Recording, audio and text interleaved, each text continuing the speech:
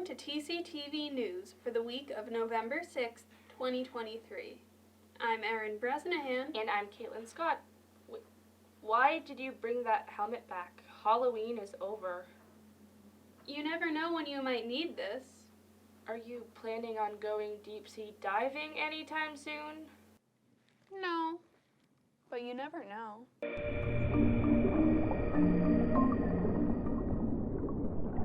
I won't even ask what else you brought with you today. That's probably for the best. On to the news. Templeton's Fall Town Meeting is coming up.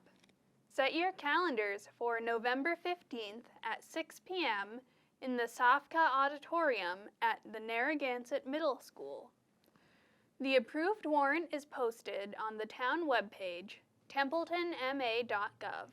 Templeton voters will decide on 22 articles, including proposed community preservation funding for the Baldwinville School housing project and Houghton Park rehabilitation.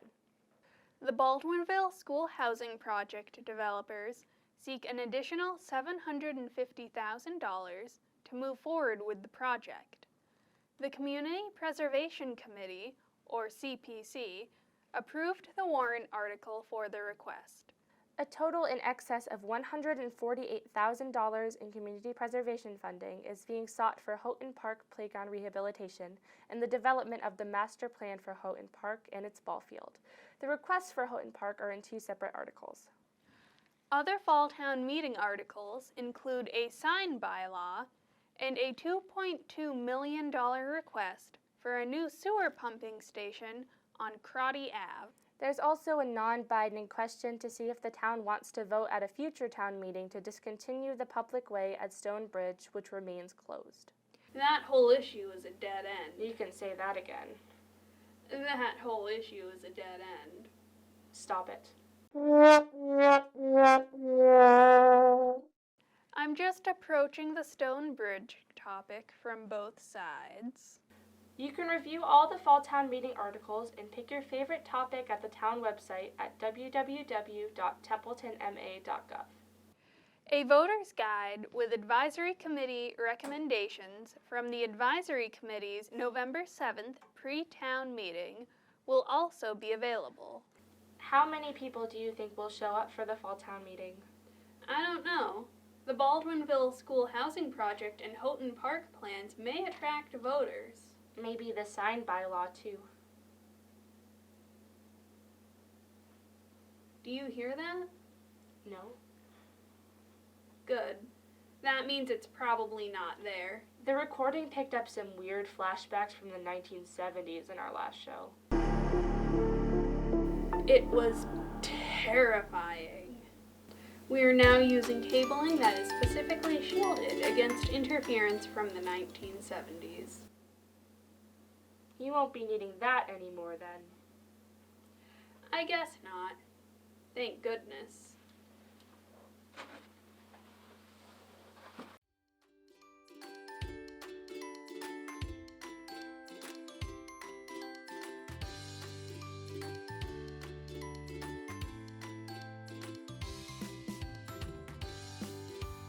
In other Templeton news, the Select Board approved funding to complete Scout Hall work to, quote, provide a place for TCTV as well as the Scouts.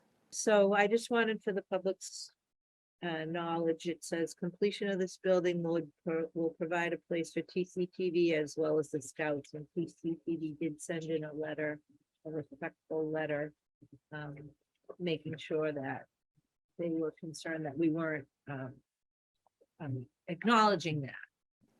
After an executive session at the October 25th Select Board meeting, the town administrator's contract was approved as negotiated by the chair, and the town administrator, Adam LaMontagne, has subsequently signed on for 3 more years. The animal control agreement with Winston was approved. Animal control will be housed at the former Ahimsa Animal Rescue Building at 381 Baldwinville Road. All right, so we're very excited because it's it's bigger than the Winchendon shelter. And I think we were getting the trailer as well. So that's an added bonus. There's more room for the dogs. There's more room outside for the dogs. There's room where we could actually take cats. Parks and Recreation Commission concerns were also heard. Should Parks and Rec work under Public Services or Community Services? Expect to hear more on this.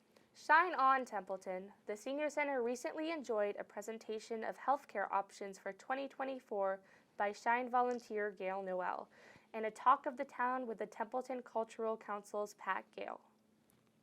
Find out more about activities and services for seniors at the Templeton Senior Community Center through the Senior Buzz newsletter. What, you don't get a senior buzz? Call 978-894-2780 to get your buzz. Game on. Tennis and pickleball court resurfacing is back on serve at Gilman Wakefield with a successful submission of bids. Bids can now be awarded for the tennis and pickleball resurfacing. According to the review, bids may now be awarded for the tennis and pickleball resurfacing.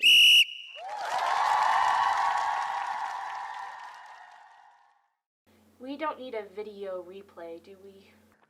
I hope not. Did you see the October 17th Zoning Board of Appeals meeting?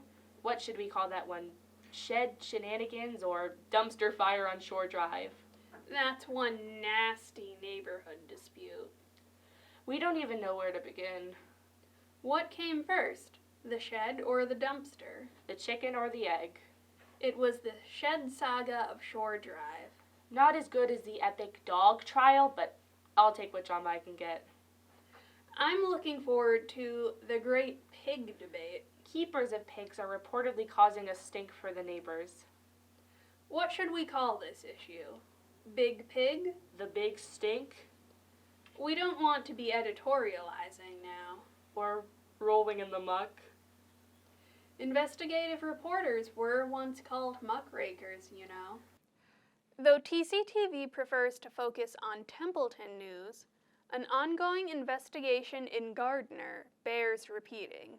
Aaron Pennington is wanted on a murder warrant in connection with the death of his wife, Breanne Pennington. He was last seen on October 22nd in Gardner around 9 a.m. Here is his description from the Office of Worcester County District Attorney website. Pennington is a white male with blonde hair, blue eyes, 6'2", and approximately 175 pounds. Anyone with information regarding Pennington's whereabouts is encouraged to call the Gardner Police Department at 978-632-5600 or the Worcester County District Attorney's Office at 508-832-9124. Police are warning the public not to approach Pennington, as he is believed to be armed and dangerous. As we get closer to budget season, the Capital Improvements Committee will be hearing from more town departments for FY24. The committee will continue to meet until they present their findings to the Select Board at their December 13th meeting. Don't forget, Templeton is working on its hazard mitigation plan. Links to the survey can be found on the town website, templetonma.gov. What potential disasters concern you, Templeton folks? Fill out the survey. In the coming weeks, TCTV will broadcast the following meetings from Town Hall. The Planning Board will meet on November 14th at 6:30 p.m. And just a reminder, the Fall Town Meeting will be at the Narragansett Middle School Auditorium on November 15th at 6 p.m.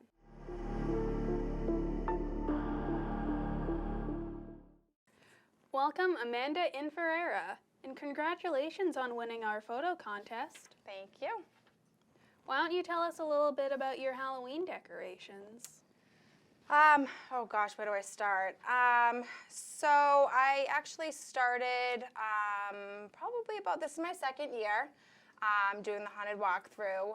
Before I was just kind of doing, you know, a couple of things on the side of my yard, you know, people could drive by, a little cemetery. But then I kind of started want people to be able to get out, you know, walk through, walk around.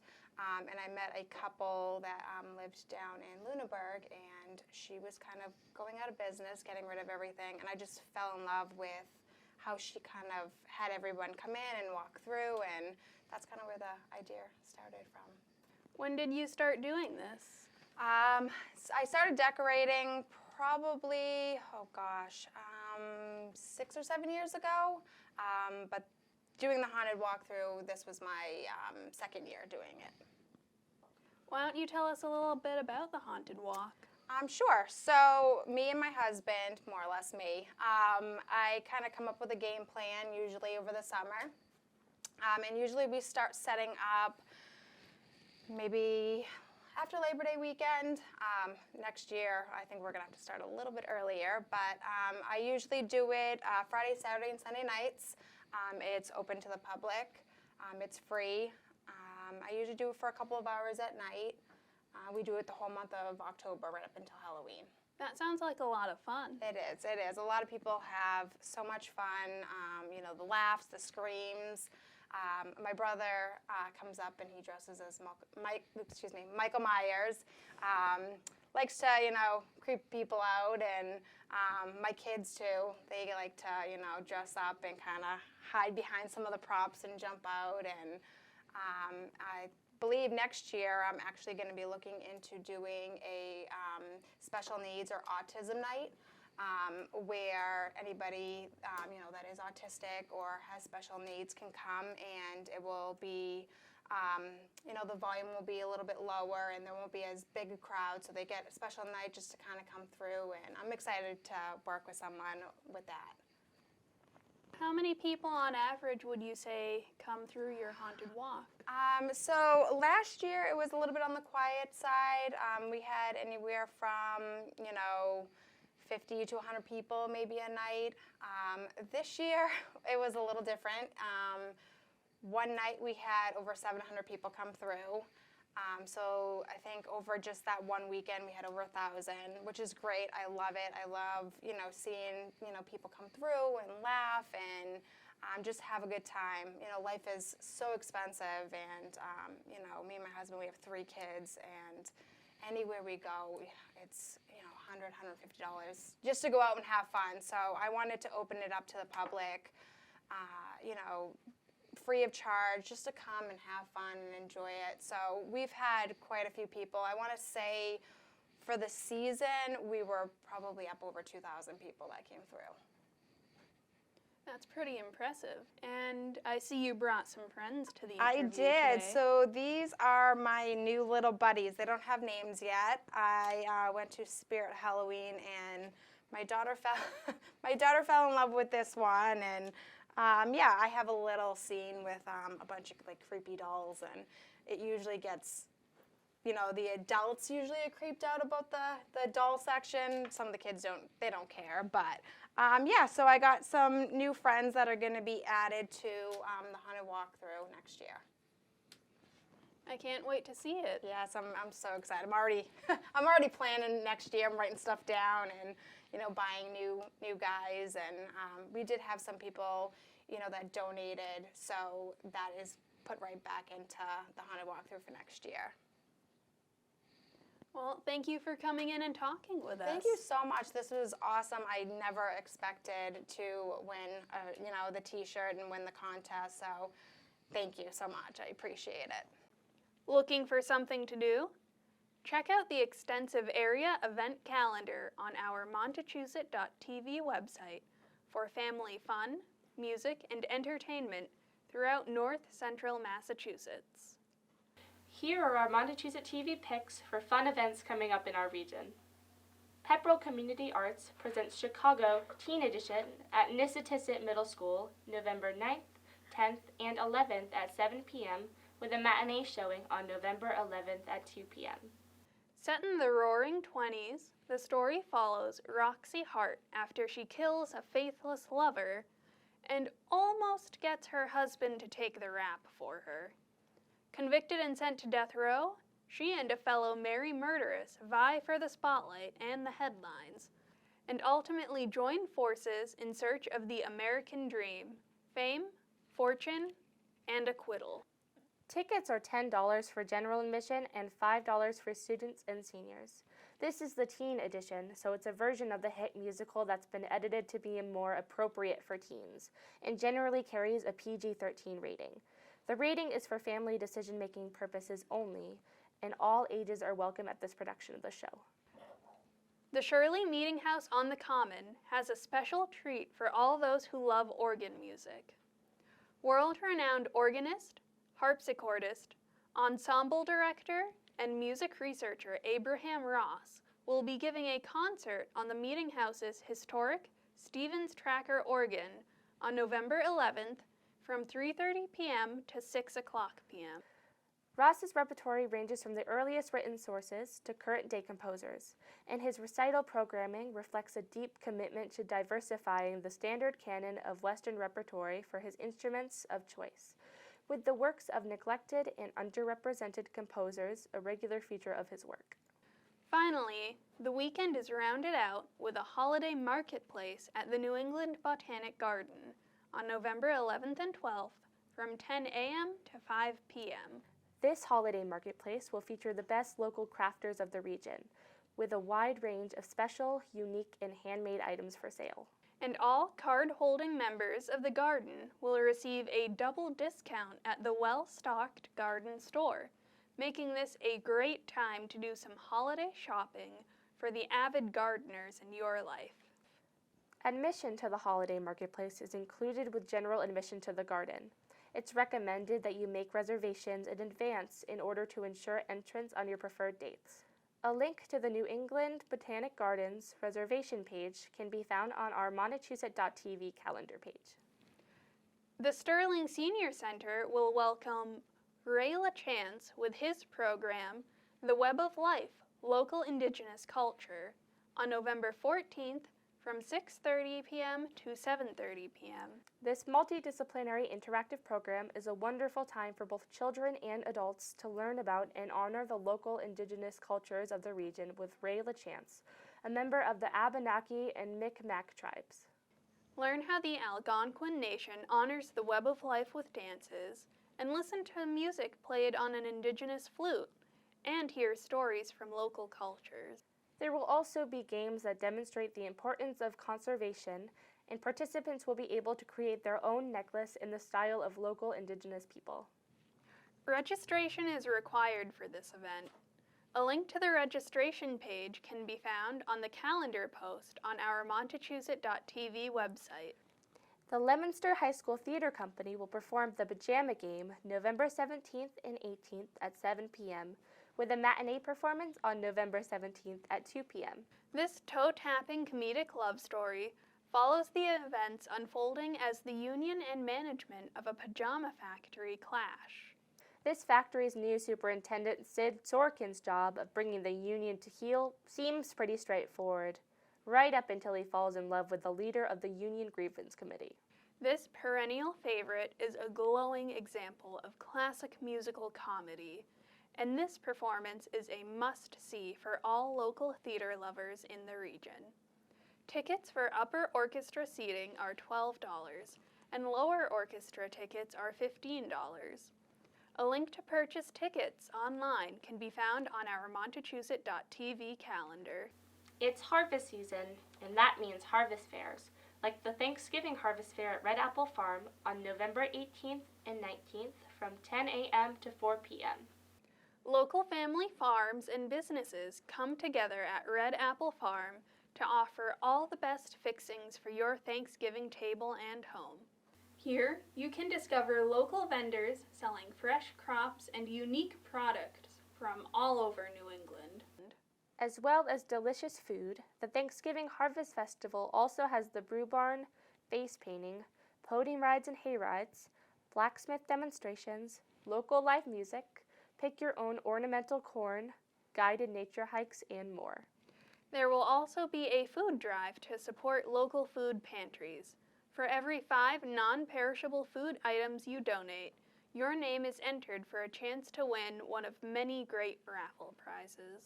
You can find many more area events, arts and culture, live music shows, and family fun events in our calendar section on Montechusett.tv.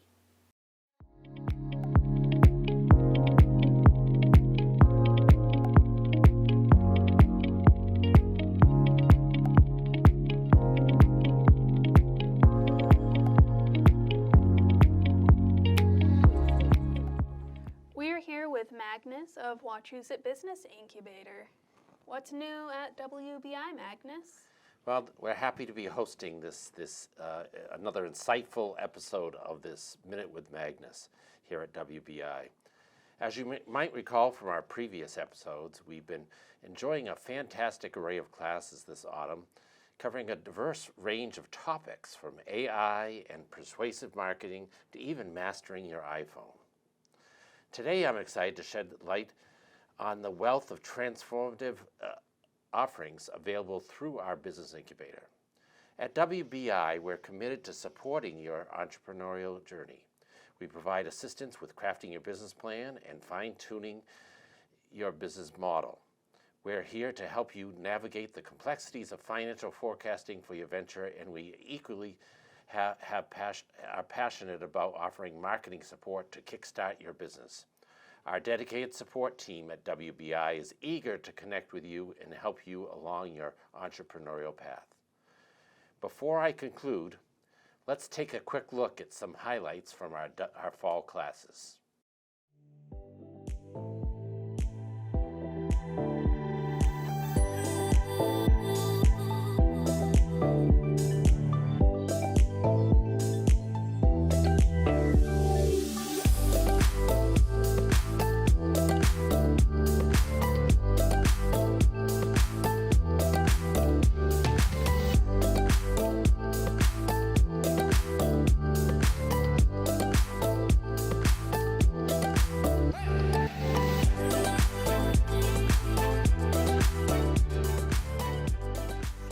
Well, thank you for joining us for a Minute with Magnus at WBI. If you're an early stage business looking for guidance, don't hesitate to reach out to us. We're here to discuss your business ideas and provide assistance in any way you require. Your success is our priority. Thank you, Magnus.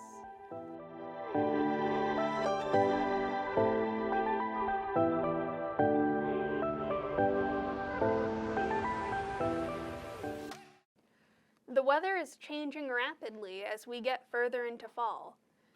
Let's look at the forecast for this week and the next.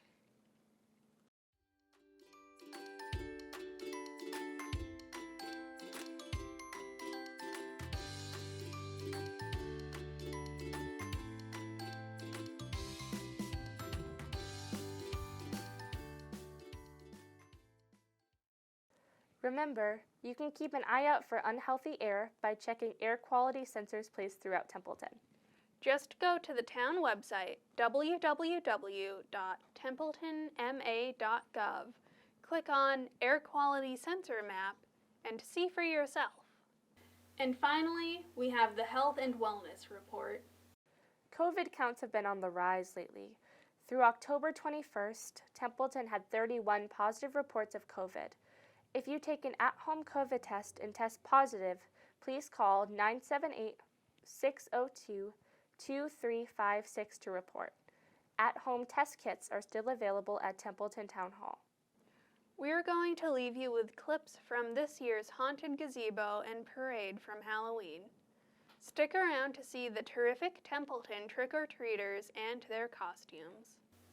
I'm Caitlin Scott. And I'm Erin Bresnahan. This has been TCTV News for the week of November 6th, 2023. Thanks for watching.